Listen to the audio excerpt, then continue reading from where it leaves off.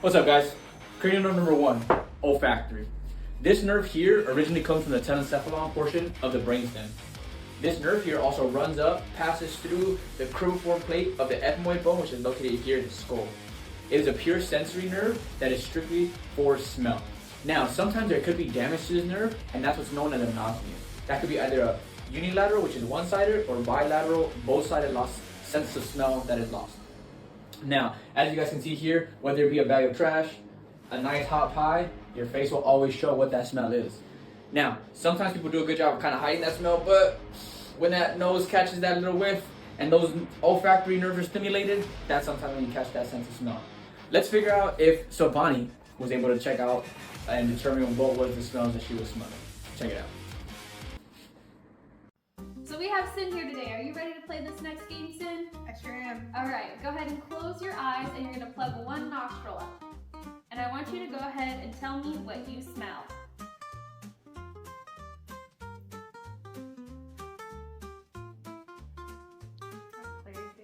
Yes. Ding, ding, ding, ding. And now we're gonna close our eyes and do the other nostril. Wait! Okay. I might get the smell it already.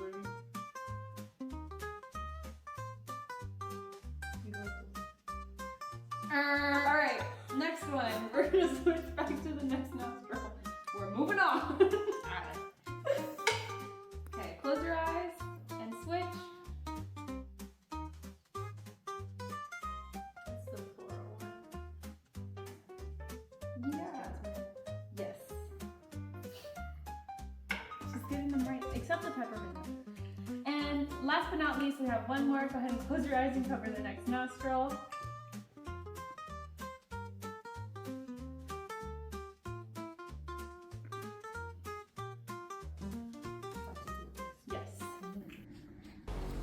I hope Shivani was able to figure out what those scents were, because if not, she may have anosmia.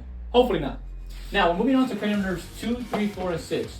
Optic, oculomotor, trochlear, and inducens. These bad boys here are responsible for the sensation of the eyes and the motor function of the eye. They all exit through the superior orbital fissure and are all responsible for different eye muscles, except for cranial nerve number 2. It just receives the signal. Now, cranial nerves 3, 4, and 6 can all be used to test the brainstem because they do have locations on the brainstem. Now, with that being said, if a person is being tested for cardinal fields of gaze, which is what Mike might be doing for a game, no foreshadowing, we can go ahead and determine if the eyes are not working to go down and in, all the way out, or if they're tracking to the midline. Stay tuned and see if Mike can get a sensation, track the signs, and find Waldo. Stay tuned. Hey, do you want to play a game? Okay. Do you want to find Ralph? Sure. All right, let's see if you can find him. It's over there. On the wall. Big head. There's Ralph. Hey, Sin, can you find Ralph? Oh, there he is. Getting from Mike was kind of tough. That guy got some good sensation in his eyes. Now, we're moving on to the next cranial nerve.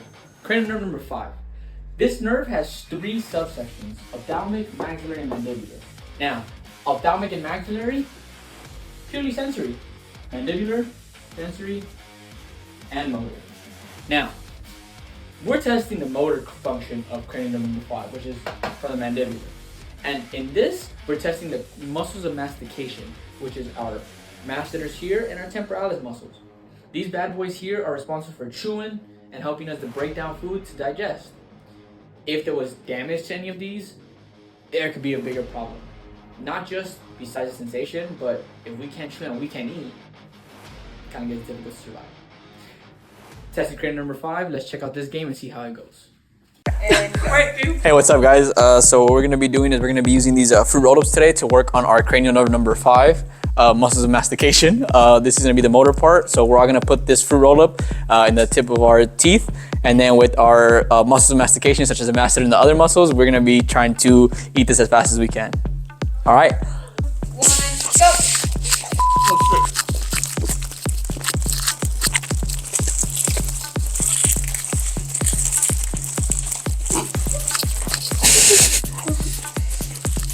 And so far, oh! Why are you looking up? She's like.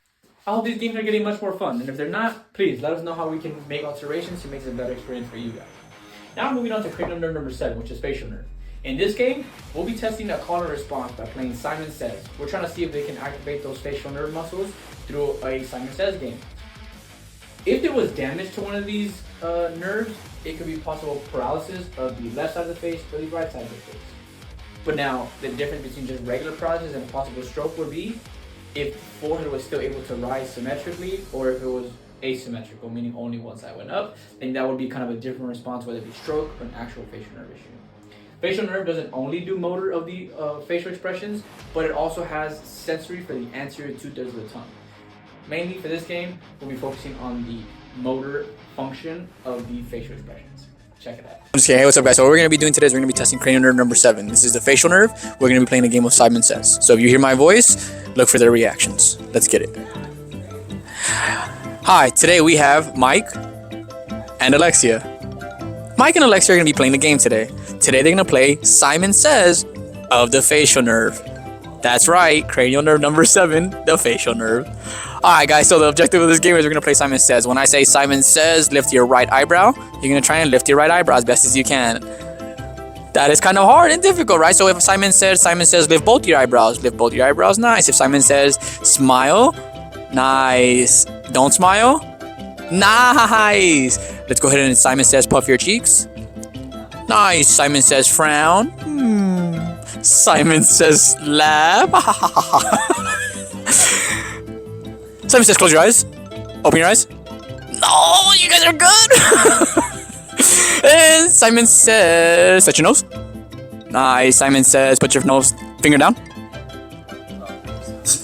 And thank you guys for playing today. You know, Simon Says it's kind of hard when you have to think about your actual facial expressions. So hopefully it was kind of fun playing that game. Now, moving on to cranial nerve number 8, vestibulocochlear. As you can see here, I drew an ear because that's kind of where mainly cranial nerve number 8 functions, in the ear. There are different little villi, different cochlear structures that are responsible for receiving these signals inward, translating it, sending it to the brain, and creating audio sounds. But it also does, some balance stuff. But this is what I mentioned. This kind of includes our guest today. If I could open this marker, the cerebellum. For this game, we're not only targeting cranial nerve number 8, we're also targeting the cerebellum. Part of this game was to be able to listen to the music, react, and stop. Where the participants are going to be listening to the music, trying to keep their movement, trying to keep their body rotating and moving opposite ways. And when the music stops, you got to be able to respond, adjust, and hold that one position wherever they may be. So yes, cranial nerve 8 does help with stability as well as audio, but the cerebellum also does help with that balance portion with the vestibulocochlear cranial nerve number 8. So let's check it out, see how Silvani and Mike hold up in this next challenge, and have a good time. What's up, guys? So what we're going to be doing is we're going to be testing our cranial nerve number 8. We're going to be testing for stability as well as audio. So what we're going to have our patients here do is we're going to have them go ahead and work in opposite movements. If they bring their right knee up, they're going to bring their left hand up. In these two motions, they're also going to turn their head. Nice. What they're going to do is they're going to do it to the beat of the music. Once the music starts, they'll start. Once that music stops, wherever they are, they got to do their best to be able to hold that position. We're trying to change to make sure that they can stay in one position and stabilize while being able to hear those audio cues. So we'll get it started here with our patients. Once you guys hear that music, let's get it started. Nice, good job, guys. Make sure we're turning that head. Nice, keep going. And hold. Find your best position and hold. Find your best position. Bring that knee up, Mike. Bring that knee up. Nice, good. There we go. Nice, Mike. Good. Way to rotate the head. Nice, and let's keep going. As you guys can see here, it's not the easiest to be able to keep your stability when we do have these type of things. We don't usually recommend doing it on rocks, but sometimes creating that uneven surface is good for your patient to understand that they're not always going to be on flat-footed surfaces, and keeping that stability through all planes of motion is probably the best thing for them. Now, on to our last nerves. Not my last nerves, these last nerves. Now, cranial nerves 9 and 10. We're working here more specifically for the taste portion of cranial nerve 9, which is that posterior 1/3 of the tongue, which is from glossopharyngeal. But in vagus, we're working more specifically in the solitary nucleus tract, which is responsible for the taste of the epiglottis. Now, what we're going to be doing here is we're going to be looking at how people react when getting a taste of one of the jelly beans. As you can see here, doesn't have some of the best tastes. But that's where the fun comes in. Being able to see if we're able to have this cranial nerve work and be active through different jelly bean flavors. Stay tuned, check it out, and see how cranial nerve 9 and 10 respond in this game. Oh yeah? Hey Jude! What's up? You wanna complete this game we're trying? Yeah, so alright guys, today we're testing cranial nerves of the tongue. The anterior and posterior thirds, 1/3 and 2/3 of the tongue with this fantastic game called Bean Boozled. Alright Jude, so what you gotta do is you gotta spin this fantastic wheel right here and let's see what flavor you get. Oh yeah, you're getting either a toasted marshmallow or a stink bug. Go ahead and grab one of these right here and let's see what you get. Yeah.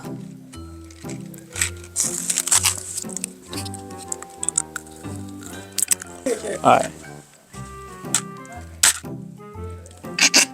Sorry. You got either Tutti Frutti or Stinky Socks. So, not a little bit, whatever. Yeah, it's right there, yeah. That's not. It's tongue. It's cranial nerve with the tongue. Sorry, we had someone trying to test a different nerve. If you don't like it, chew and then just spit it right here. Or you can shut a gag reflex. We're working cranial nerves 9 and 10 too now. Ooh, nice. You got Tutti Frutti? Nice. No, that means I'm gonna get a bad one. No, it's never. You know, it's not the third. We'll call that on the line. Go ahead and spin it one more time. On the line again. Yeah, maybe it is bad luck. Go ahead and try one more time. Nice. Same thing. Juicy pear or booger. So you got the green one. Let's find out. No. If it's salty, it's a booger. I'm scared. I don't think it was Tutti Frutti.